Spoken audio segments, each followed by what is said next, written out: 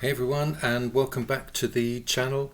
Today I'll be taking you through some of my latest vinyl finds at car boot sales and charity shops.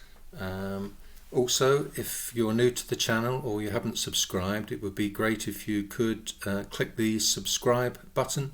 I'm trying to get the number of subscribers up, and let's get started.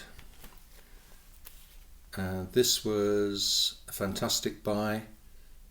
Hank Williams' 40 Greatest Hits. It's a double album that came out in 1978.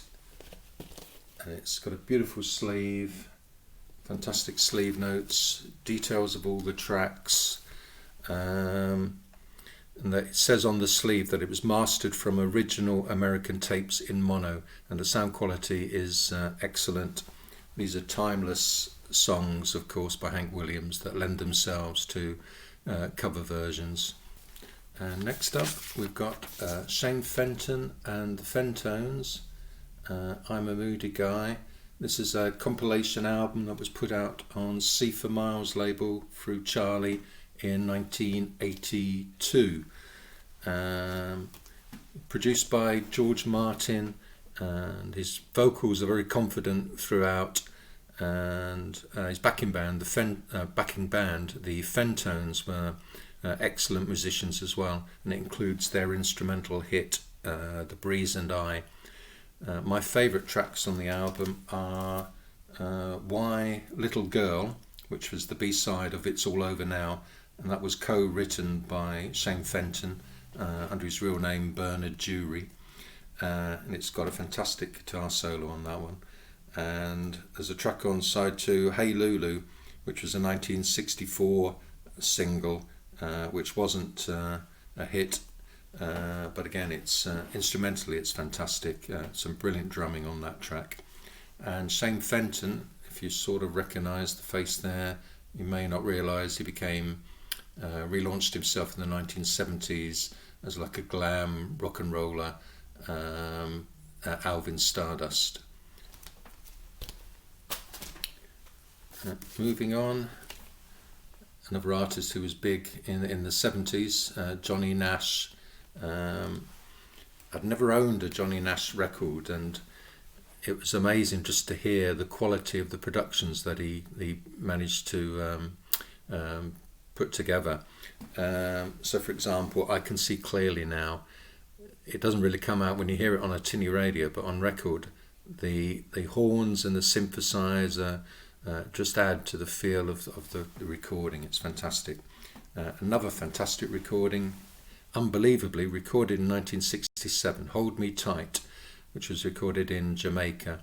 And you can hear certainly the influence that track had on Paul Simon when he recorded Mother and Child Reunion in 1970.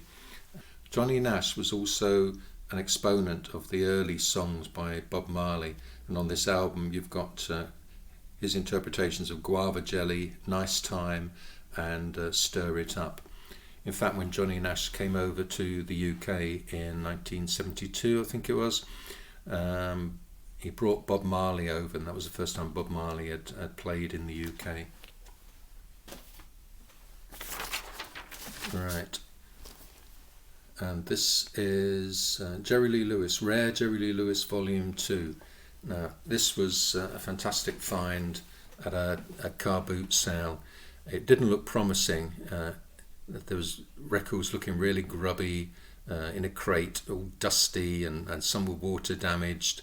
But I managed to pick out 8 rock and roll reissue albums, some of which I'm showing today, but some I'll have to show in another video.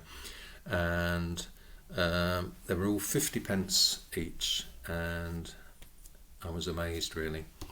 So these recordings were from Sun Studios from 1957 to 1963. The album was put out by Charly.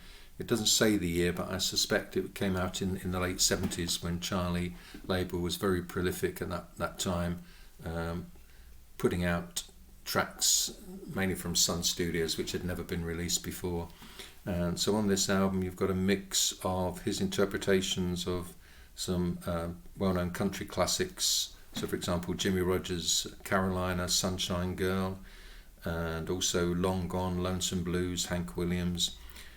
He also interprets some traditional songs like Lucky Old Sun, Old Pal of Yesterday, I Don't Love Nobody, Just Who Is to Blame. So it's an album really for die-hard fans, but I quite like the sleeve as well. It's a sort of cheesy sleeve, but even in the cartoon form, Jerry Lee Lewis manages to look quite cool. Right. Moving on. This is the Loudon Wainwright, the third album, and it's called Fame and Wealth, and it came out in 1982. It's frightening how the years go by, so this is actually nearly 40 years old now. It's notable for the inclusion of Richard Thompson, who plays electric guitar and mandolin on the track Reader and Advisor, which is possibly my favourite track on the album. I also like the track 5 Years Old, which is a personal song by Loudon Wainwright, talking about his daughter Martha's 5-year birthday, and for some reason he can't be there, and it manages to be sort of melancholy and quite light-hearted at the same time. Next up, the Chieftains 4. I got this for £2 at a car boot sale. It's got a gatefold sleeve. This was the first album to feature harpist Derek Bell, who I always rated, and he really ratchets up the melancholia that was already there within the Chieftains on the airs on this album. So Morgan McGann, I think his contribution is fantastic. Carrick Fergus, and the whole band are just tremendous. Next up, I've got a box set which I got for £2 in a charity shop. Peter Sellers, The Voice Behind the Mask, and it contains 4 LPs.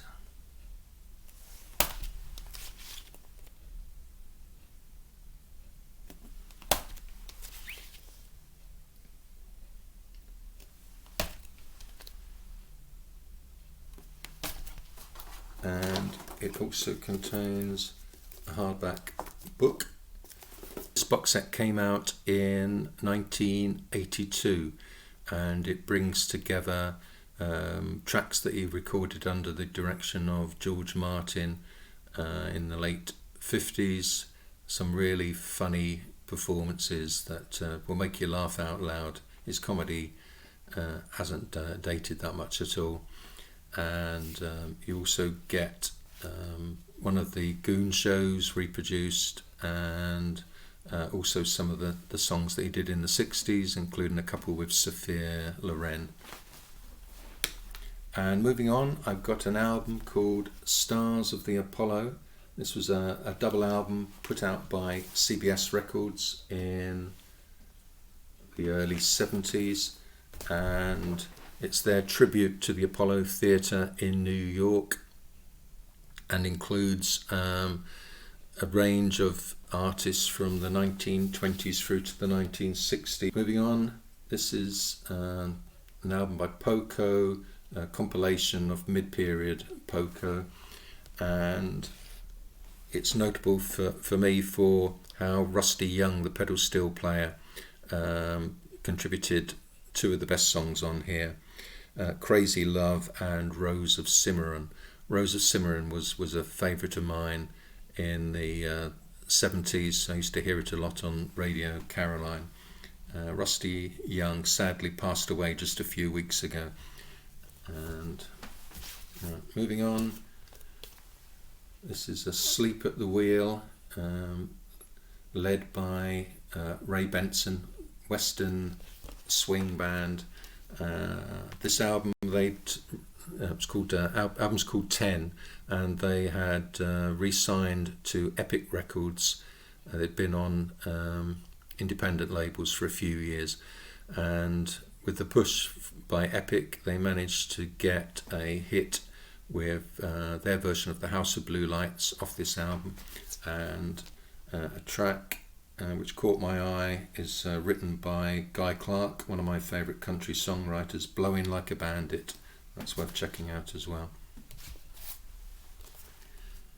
And next up, Irma Thomas and The New Rules. This was put out by Rounder Records in about 1986, I think.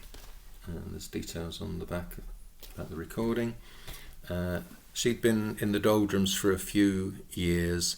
Her previous album had been her attempt at disco in about 1979, but on this album she gets back to what she does best, and her vocals are very strong. She says about the recording on the liner notes, "It was fun. We cut almost everything live, just like the old days, and we only took 2 or 3 takes on each tune.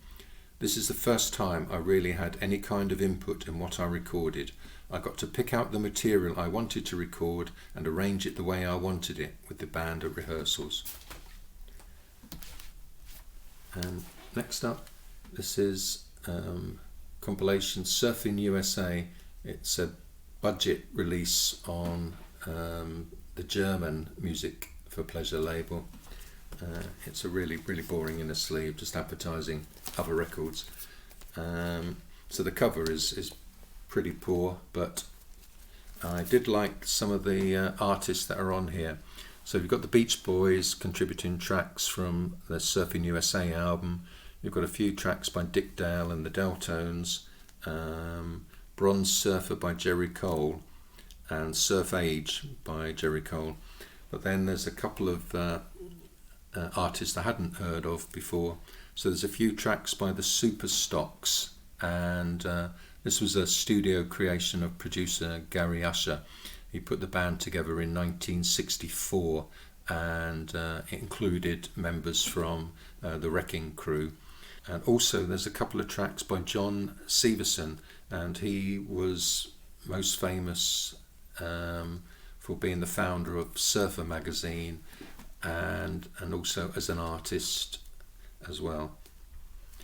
Right, and finally, this was another of the 50p rock and roll reissues, Best of Johnny and the Hurricanes, led by Johnny Paris on saxophone. You'll know them for Red River Rock, so it's got that obviously, and some of the follow-up singles such as Rivali Rock. It's a nice retro cover, which is what appealed to me, and some of the B-sides, they managed to show off their more musical, adventurous side as well, so it's worth listening to.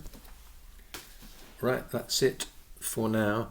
As I say, I've got a few more vinyl records to show, so I'll post another video, a follow-up to this one, in a few days' time, and let me know below what you think about the records. I always appreciate hearing your comments. So, okay, bye for now.